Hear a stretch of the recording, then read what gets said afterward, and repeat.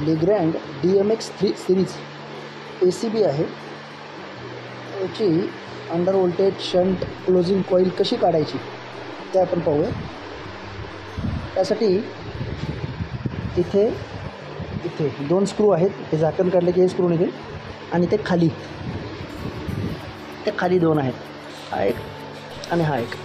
हे 4 स्क्रू काढले, front fascia काढला की आपल्याला अशा टाईपचा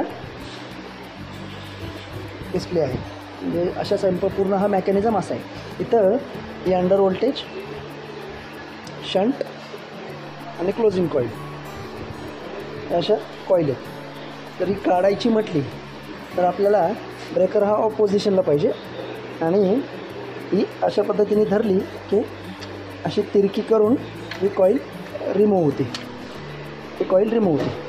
आणि लावायचं जरी म्हटलं तरीसुद्धा असाच ढकलून इथं हे 2 नॉब आहेत, हे यात असे बसतात आणि अशी फिरवली की कॉईल बसली जाते. हा जो याचा इथं ॲटो मॅन्युअलचा जो नॉब दिलेला आहे, हा जो ॲटो मॅन्युअलचा जो नॉब दिला आहे, आता हा मॅन्युअलला आहे.